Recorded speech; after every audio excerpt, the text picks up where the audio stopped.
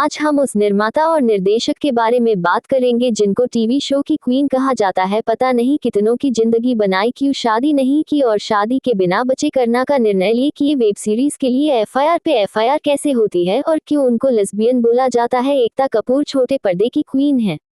एकता कपूर के बनाए हुए डेली सोप हर घर में देखे जाते हैं। इसके साथ ही एकता कपूर फिल्मों का भी निर्माण करती हैं। 7 जून 1975 में एकता कपूर का जन्म मुंबई, महाराष्ट्र में हुआ। पिता जितेंद्र अपने जमाने के मशहूर अभिनेता हुआ करते थे, वहीं मां शोभा कपूर प्रोड्यूसर थी। बचपन से ही एकता अपने पिता से बेहद प्यार करती थी। उन्हें फिल्म के सेट पर जाने की इजाजत नहीं था क्योंकि उनके परिवार को लगता था कि अगर एकता ने किसी हीरोइन को जितेंद्र के साथ रोमांस करते देखा तो वह कहीं अभिनेत्री पर हमला न कर दे। फिल्मी बैकग्राउंड होने की वजह से एकता के शौक बचपन से ही पूरे किए जाते थे, लेकिन आगे चलकर एकता ने खूब पार्टी करनी शुरू कर दी। ये देखकर उनके पिता जितेंद्र ने उन्हें पॉकेट मनी देना बंद कर दिया। वहीं से एकता के संघर्ष की कहानी शुरू होती है।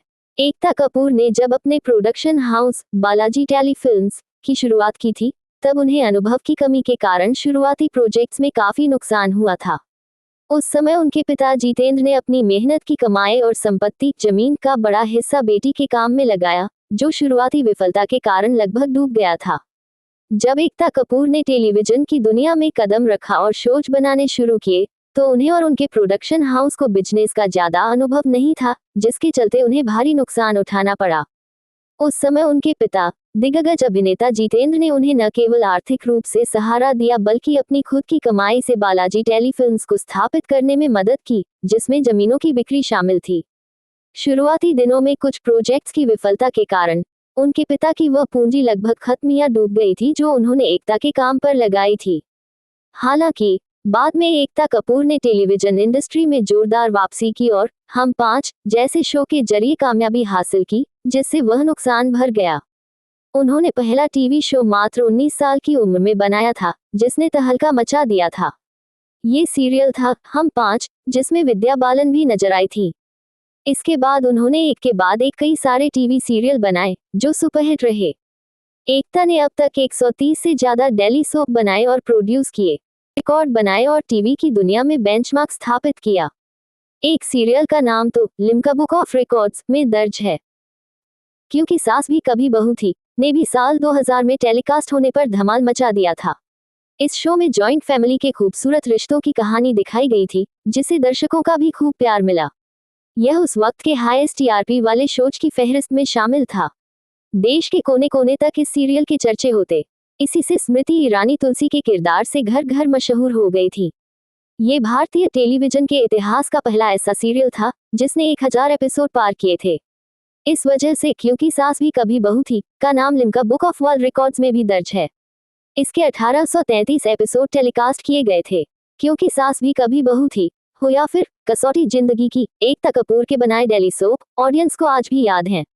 यूं तो एकता आज भी टीवी इंडस्ट्री में एक्टिव हैं और कई नए नए सीरियल्स लेकर आ रही हैं।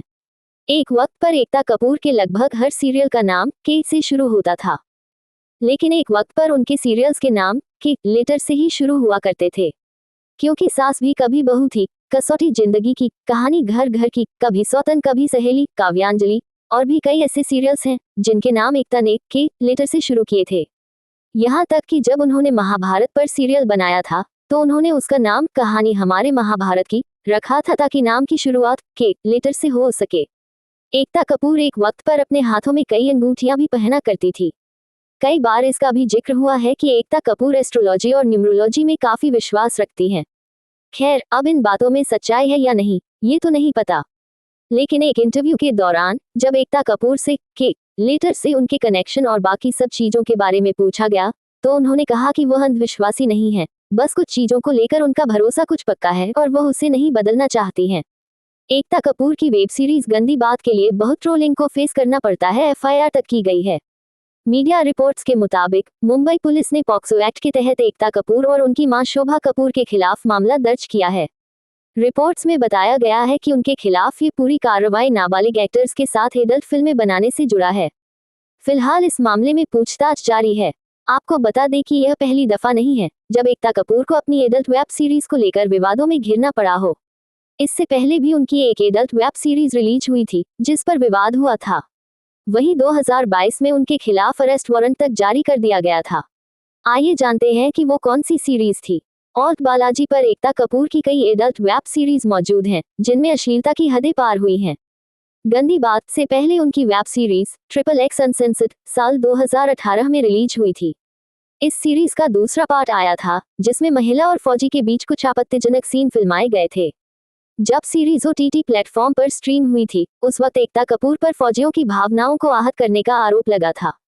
विवाद इतना ज्यादा बढ़ गया था कि इस मामले में 6 जून 2020 को पूर्व सैनिक शंभू कुमार ने CJM कोर्ट में एकता कपूर के खिलाफ मामला दर्ज कराया था। पूर्व सैनिक शंभू कुमार ने कोर्ट में एकता कपूर पर आरोप लगाया था कि सीरीज XXX अनसेंसर्ड के दूसरे सीजन में एक आर्मी ऑफिसर की पत्नियों को लेकर आपत्तिजनक दृश्य फिल्माए गए हैं। टीवी की क्वीन पर यह विवाद यही खत्म नहीं हुआ बल्कि साल 2021 में उनके खिलाफ समन भी जारी हुए थे।